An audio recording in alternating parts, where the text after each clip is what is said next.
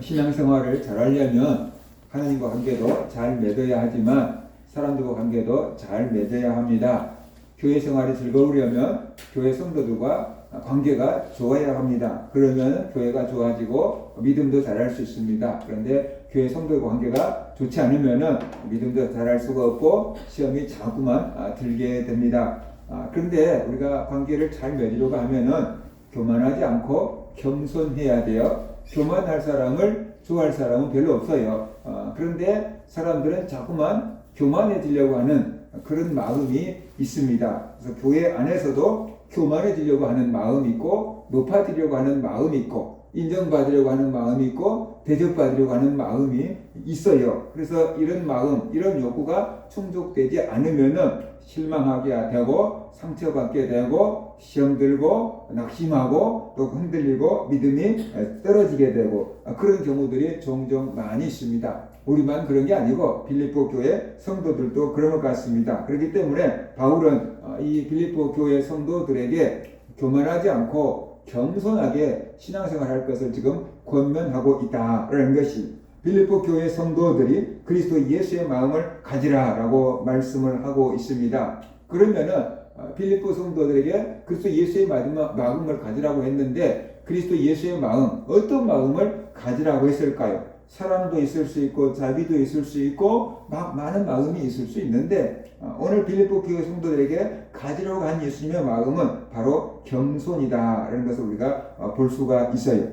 빌립보 교회 성도들에게 예수님의 마음을 본받는데 예수님의 겸손을 본받으라 라고 지금 권면을 하고 있는 겁니다. 왜 바울이 빌립보 교회 성도들에게 예수님의 겸손을 본받으라고 말하고 있을까요?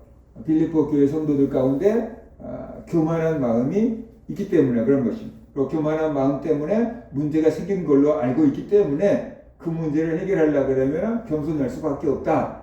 그러려면 예수님의 겸손을 닮아야 된다라고 지금 편지를 쓰고 있는 겁니다. 구체적으로 어떤 사람들이 빌립보 교회 문제를 일으켰을까? 빌립보 4장 2절을 보면은 내가 유오디아를 권하고 순두계를 권하노니 주 안에서 같은 마음을 품으라 라고 말하고 있어요.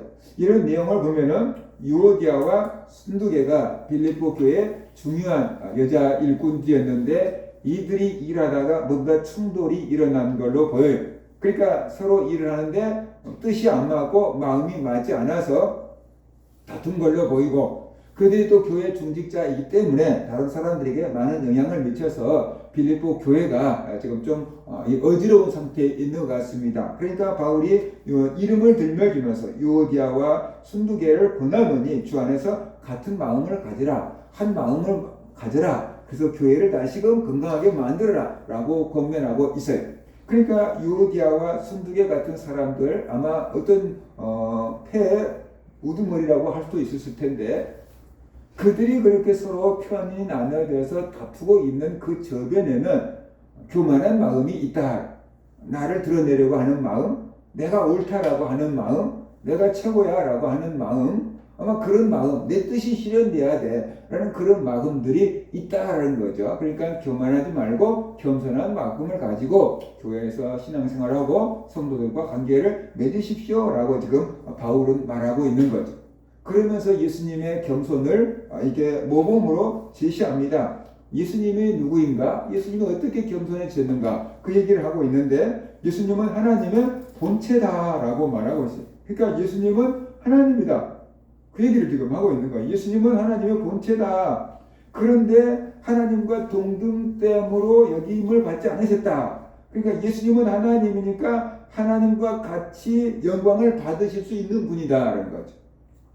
성경에는 없지만 우리가 신학적으로 정리된 용어가 삼위일체라 그러잖아요. 성부와 성자와 성령이 한 하나님이다 라는 것을 삼위일체라고 하는데 그러니까 예수님도 하나님과 같이 영광을 받으실 수 있다는 뜻인데 그런데 예수님은 하나님과 함께 영광을 받지 않으시고 자기를 비워 종의 형체를 가지고 사람으로 오셨다라고 말하고 있어요. 그러니까 사람으로 온 게 왜 종이야 라고 하는데 하나님 입장에서 볼 때 사람은 하나님의 종이다. 그러니까 예수님께서 하나님의 자리를 내려놓고 종의 자리로 내려오셨으니까 그만큼 겸손해지신 거다라고 말하고 있어요. 하나님이 만드신 피조물들 중에서 사람은 최고의 존재라고 할 수 있어요. 그런데 하나님 입장에서 보면 사람도 하나님의 종이에요. 그런데 예수님이 하나님의 신분을 내려놓고 사람으로 왔으니까 그것이 자기를 다 계급장 떼고 온 거다라는 거죠. 목사님들이 모여가지고 수련회를 하면 가끔 목사님들이 설교하시는 목사님들이 그런 얘기를 해요. 목사님들 계급장 다 떼놓고 은혜 받으십시오 그러는 거죠. 내가 목사인데 라고 하고 앉아있으면 설교하신 사람들이 얼마나 힘들겠어요. 그러니까 여러분이 그냥 목사라는 직분을 다 내놓고 하나님의 은혜를 사모하는 성도 입장에서 이 설교를 들으십시오 라고 하는 말 하는 거예요. 그런데 그게 계급장을 떼어놓고 들으십시오 라고 말하는 사람은 쉬운데 이 마음에서 계급장을 떼어놓는 것은 사실 쉽지가 않아요. 설교 들으면서 목사님들이 평생 해온 게 설교만 들어오고 설교해온 거잖아요. 그러니까 이렇게 째고 저렇게 째고 그래서 판단하고 있는 경우들도 있거든요. 이게 쉽지가 않아요. 그런데 예수님은 하나님의 본체인데 하나님의 자리를 다 내려놓고 종의 자리인 사람으로 오셨다라고 지금 말하고 있어요. 그러니까 예수님이 얼마나 겸손해진 거냐. 그리고 예수님은 십자가에서 죽기까지 하나님께 순종했다라는 거죠. 교만한 사람은 절대로 순종을 안 해요. 왜냐하면 내 생각이 옳은데 왜 순종을 합니까? 근데 예수님은 겸손했기 때문에 하나님의 말씀에 순종했어요. 그래서 십자가에서 죽기까지 예수님은 순종하셨다라고 지금 말하고 있어요. 이것이 바로 예수님의 겸손을 보여주는 예다. 물론 예수님이 제자들의 발을 씻어주는 그런 것도 있지만 바울이 지금 여기에서 언급하고 있는 것은 하나님의 본체인데 그것을 다 내려놓고 종의 모습 사람으로 왔다. 그리고 십자가에서 죽어주기까지 하나님께 순종했다. 이것이 예수님의 겸손을 극단적으로 보여주고 있는 거다라고 지금 말하고 있는 거지요. 그러니까 예수님을 지금 주님, 주여라고 고백하고 있는 사람들이 모인 곳이 교회가 아니냐, 성도들이 아니냐. 그렇다면 우리가 주님이라고 섬기는 예수님이 이렇게 겸손했는데 우리가 교만해서야 되겠느냐.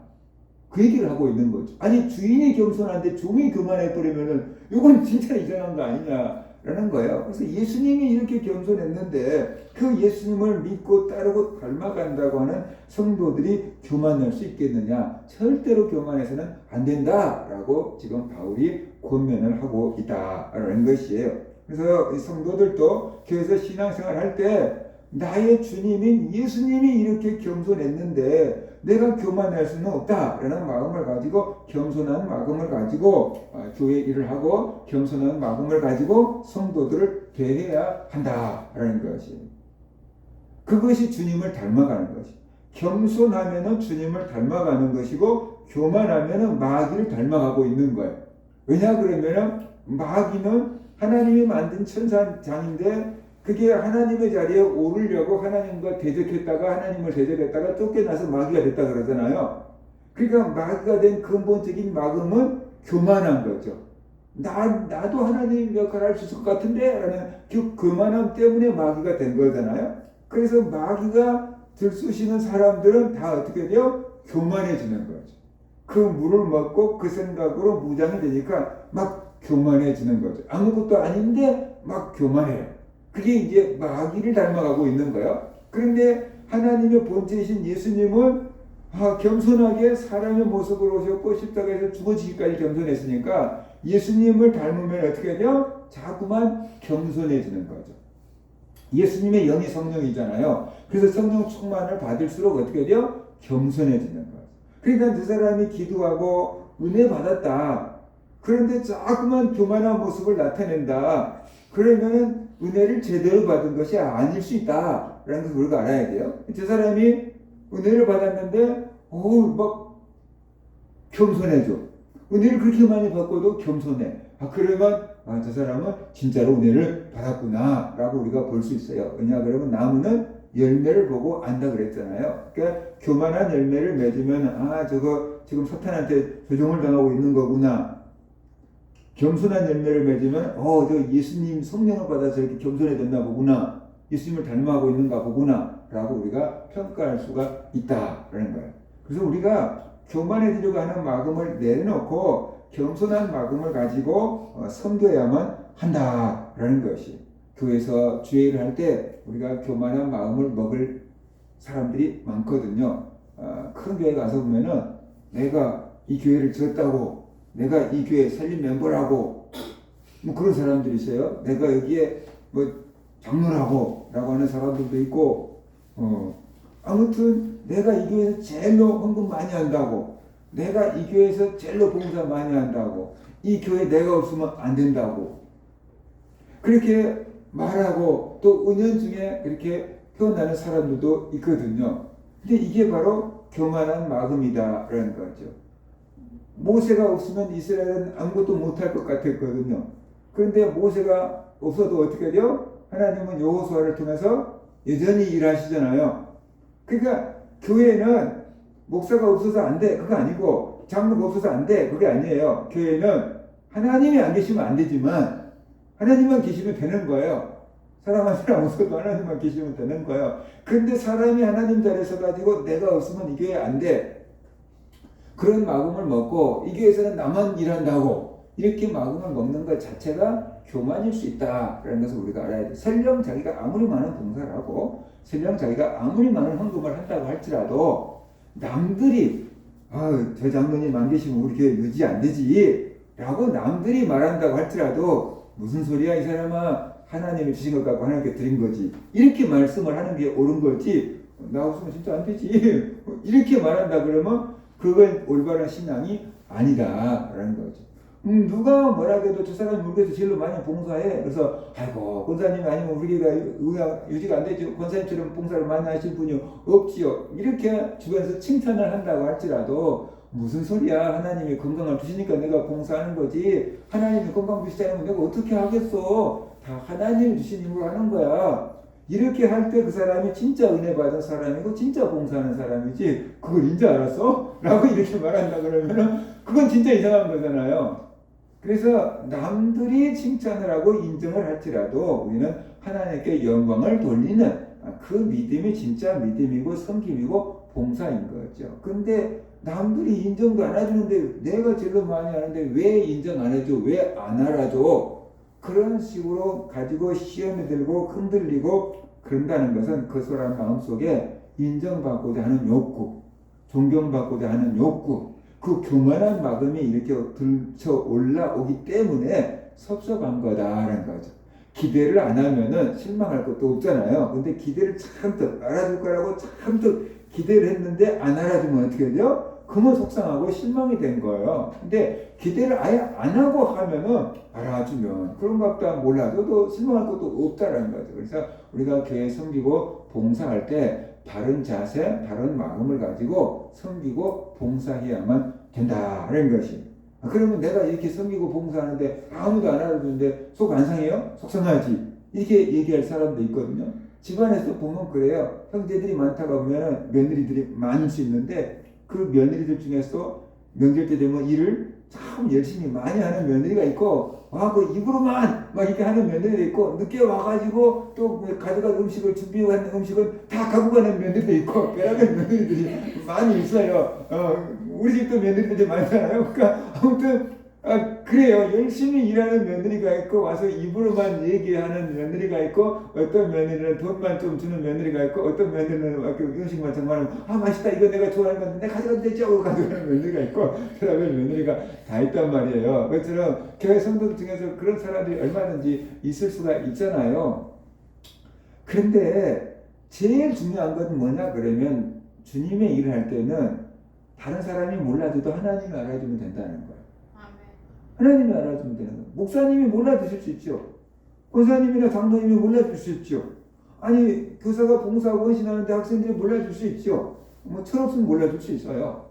근데 남들이 다 몰라줘도 하나님만 알아주면 된다라는 거예요. 그러니까 그 마음을 가지고 우리가 봉사를 해야 되는데, 사람들이 하나님이 알아주냐 안 알아주냐 여기에는 아무 상관이 없어요. 목사님이 알아주냐 성도님이 알아주냐, 여기에 관심이 꽂힌 사람들이 가끔씩 있어요. 뭐 이런 사람들은 열심히 봉사하고도 시험이 자꾸 들어요. 사람이 어떻게 그 사람 마음을 다 알아주겠습니까? 몰라주지요. 그러니까 자꾸만 시험이 드는 거예요. 그래서 목사는 몰라줄 수 있다. 장로님, 권사님도 몰라줄 수 있고 성도님도 몰라줄 수 있고 학생도 몰라줄 수 있다. 그런데 하나님은 아신다라는 것을 우리가 알아야 돼요. 오늘 본문 그 얘기하고 있어요. 예수님이 하나님의 본체신데 하나님의 자를 내려놓고 종의 형체인 사람으로 왔어요. 십자가에서 죽어지기까지 순종했어요. 그런데 사람들은 예수님이 누군지 몰라요. 하나님의 본체라는 거 몰라요.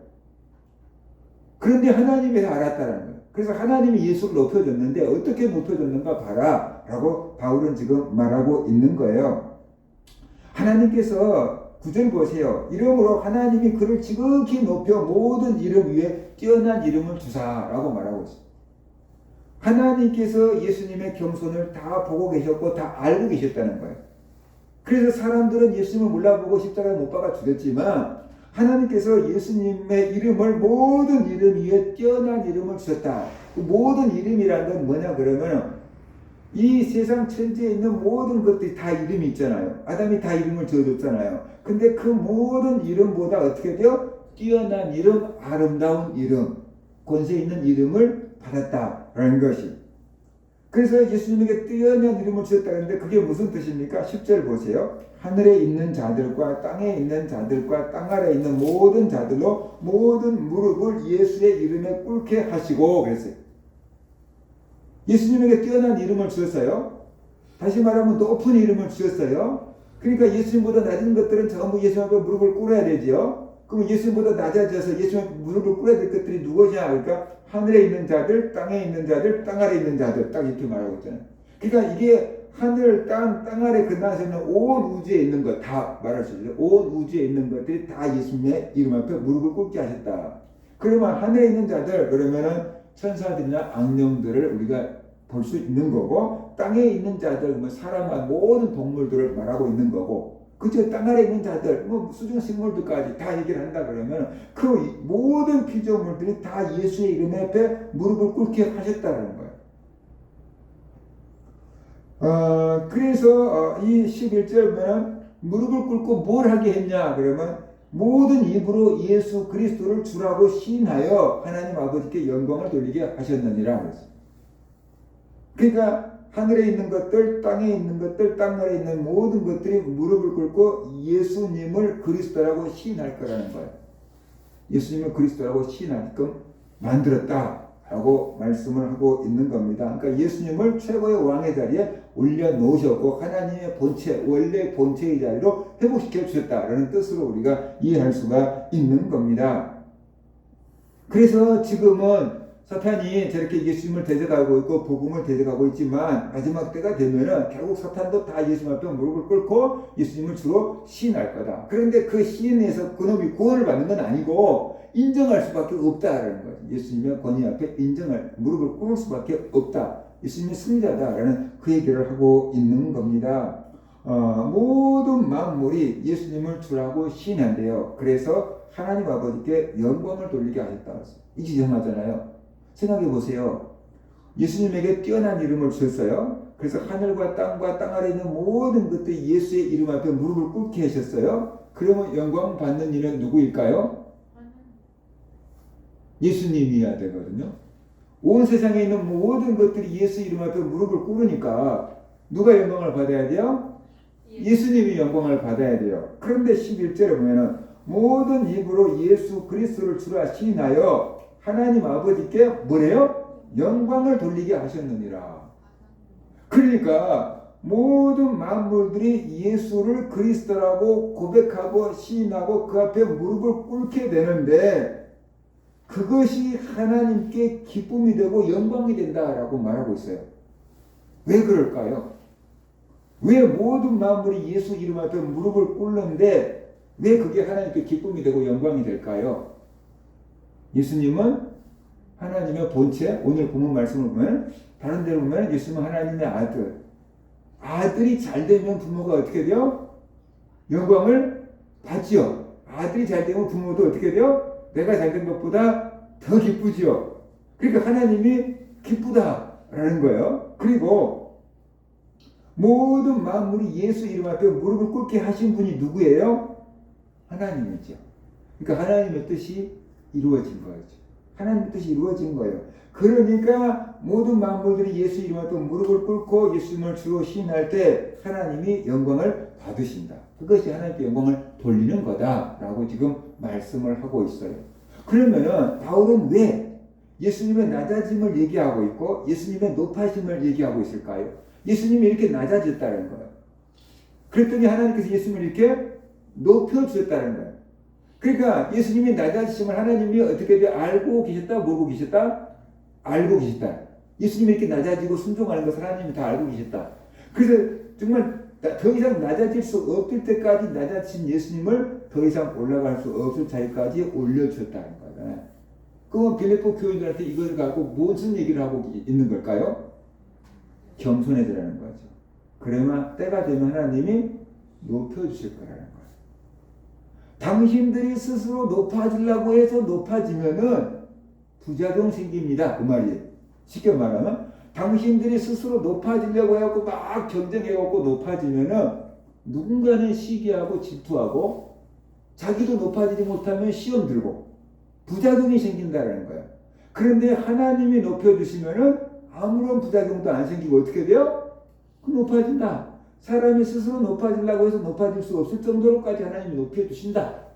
근데 낮아지면 낮아질수록 하나님이 높여주신다.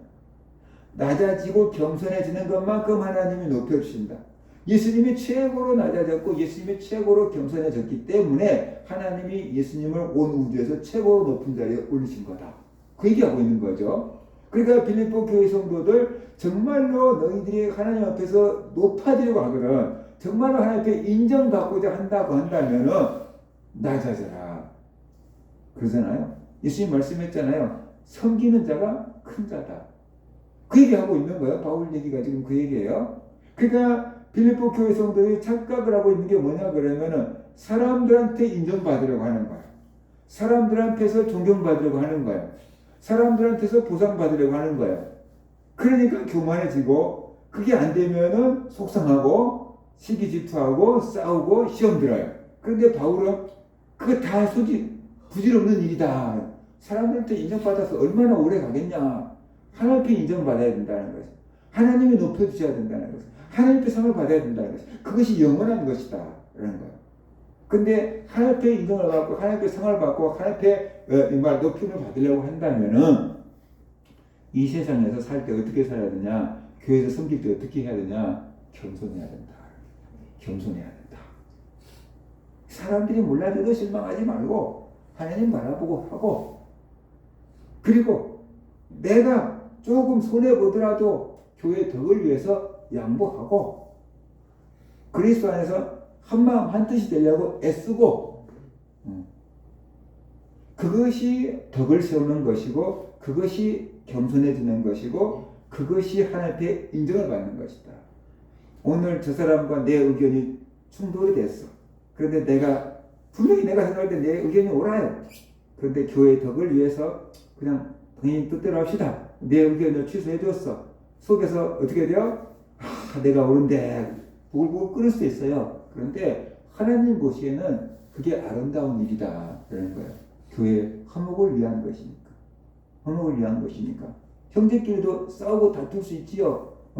내 빵이 더 커, 네 빵이 더 커 하고 막 싸울 수 있지요. 근데 그럼 여기 더 큰 거가 있으면 네가 가져라. 바꾸자. 이렇게 누군가가 하면서 양보를 해서 가정이 화목해진다 그러면은 그 모습을 부모가 볼 때 어떻게 되겠어요? 양보한 사람이 기특하겠죠. 양보한 자식이 기특하겠죠. 아이고, 저놈이 가정의 화목을 위해서 양보를 하는구나, 기특하구나. 그리고 부모가 뭐라도 좀 챙겨줘야 될 것 같은데 이런 마음이 들지 않겠어요? 하나님이 그런다고 말이죠. 교회의 화목을 위해서 내가 조금 더 헌신하고 내가 조금 양보하고 내가 좀 참아줄 때 하나님 보시기에 그래, 네가 옳은 거지. 근데도 네가 교회 유익을 위해서 화평을 위해서 양보했지. 그건 내가 다 알아. 그건 내가 다 보고 있어. 내가 되면 내가 덮어줄게. 그러신 분이라는 거예요. 그러니까 유오디아나 순두기 같은 사람들이 서로 막 인정받으려고 막 서로 높아지려고 막 그거 부질없는 짓이니까 하지 말고 차라리 양보하고 겸손해져라. 낮아져라. 주께서 높여주실 것이다. 주님을 받지 않냐? 주님이 그렇게 겸손해지니까 하나님께서 이렇게 높여주셨지 않느냐. 그러니까 주님한테 인정받으려고 해라. 그 말씀을 하고 있는 거예요. 교회에서 성도들이 신앙생활 할 때 사람들 너무 의식하지 마시고 하나님이 알아주시면 됐지 라는 그런 마음 가지고 섬기고 봉사하시고 조금 손해보더라도 양보하고 교회 화목을, 교회 덕을 세우는 데 앞장서서 주님 앞에 인정을 받고 주님이 높여주시는 그런 성도들이 되시기를 주의 이름으로 축원합니다.